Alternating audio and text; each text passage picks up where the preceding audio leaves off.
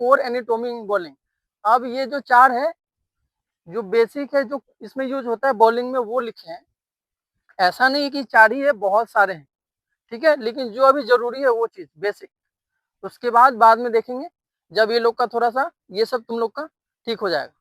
अब इसमें ये याद रखना हमेशा ORST, ठीक है। अगर कोर का बात करें, ओ से oblique you, rectus abdomen, spinal erector, transverse abdomen.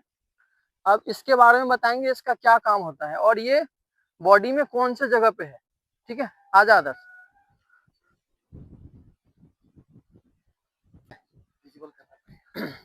कोई बात नहीं। अब ये बताओ ऑब्लिक्यू स्टार्ट करते हैं। ऑब्लिक्यू कौन सा पार्ट है, किधर है होता है, ठीक है। और कोई आइडिया नहीं, साइड वाला पार्ट होता है। इधर आ जाओ और पास थोड़ा पेंट किया जाए,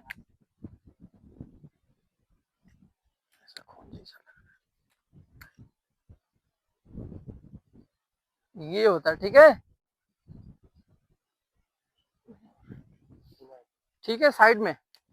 अब इसका क्या काम होता है ऑब्लिक्यू का, हाँ, इसका रोटेशन स्टेबिलिटी के लिए यूज होता है, ठीक है। अब एक पार्ट होता है टॉर्सो, टॉर्सो को ट्रंक भी बोलते हैं, ठीक है। टॉर्सो का मतलब है कि ये पूरा पार्ट, पूरा चीज जो रोटेशन होता है, उसमें टॉर्सो में नेक वेक भी आ सकता है, नेक हेड, ठीक है, लेकिन उस पर बाद में बात करें। अब ऑब्लिक्यू देख लिए, इसका क्या काम है, हाँ, रोटेशन के लिए यूज होता है ऑब्लिक्यू, ठीक है। और ये तुम्हारा जो है स्टेबिलिटी बनाने में भी हेल्प करेगा। अब दूसरा पार्ट क्या है, रेक्टस एब्डोमेन। अब ये कौन सा पार्ट होता है, एब्स होता है, ठीक है। ये पूरा जो एब्स है यहाँ, ये, अब इसका क्या काम है, ये फॉरवर्ड कोलैप्स होने से बचाएगा तुमको। कोई होता है, कोई बॉलर जो आगे की तरफ बहुत कोलैप्स हो जाता है, ठीक है, वो तुमको बचाएगा, मतलब अनवांटेड कोलैप्स होने से बचाएगा। उसका काम हम लोग का क्या है, रेक्टस एब्डोमेन का। तीसरा नंबर है स्पाइनल इरेक्टर। ये कौन सा पार्ट होता है, ठीक है, अब पीछे घूम जा, ये होता है ये पार्ट तुम्हारा, ठीक है। अब इसका कौन एक्सरसाइज के बारे में सब में बात करेंगे और कराएंगे भी धीरे धीरे। अब इसका क्या काम होता है, इसका काम, हाँ, लोअर बैक पे लोड नहीं होगा, और उसके बाद अगर तुम हिटिंग कर रहे हो, हिटिंग कर रहे हो, वो टाइम पे हिटिंग होगा तुरंत, अगर फॉलो थ्रू में उठना भी तो पड़ता है। अगर ये वीक कमजोर पार्ट रहेगा तो तुम फॉलो थ्रू में उठ नहीं पाएगा जल्दी। हिटिंग तो कर दिए, उठने में टाइम हो जाएगा। स्टेबिलिटी इरेक्ट इरेक्ट का यही मतलब होता है कि इसको स्टेबल इरेक्ट टाइट रखता है बैक को, ठीक है। ये सब कनेक्टेड है पूरा। 3 नंबर खत्म। अब 4 पे आते हैं, ट्रांसवर्स एब्डोमेन। ये क्या होता है,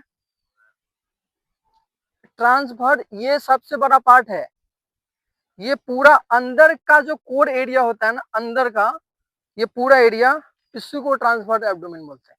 ये तो ऊपर ऊपर का समझ गए हम लोग।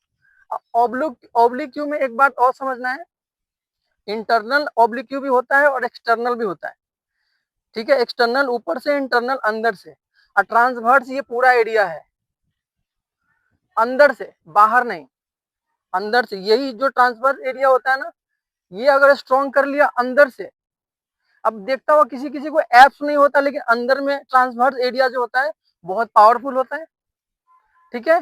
तो अंदर वाला जो पार्ट स्ट्रॉन्ग होना चाहिए। अगर बात करें तो 50 से 60% कोर का ही जरूरत है। अगर पेस में इनडायरेक्टली बात करें तो आपका 50 से 60% कोर का जरूरत पड़ेगा पेस बढ़ाने में। अब थोड़ा रोटेशनल सिस्टम, रोटेशनल स्ट्रेंथ देखते हैं क्या है। इरेज कर दें,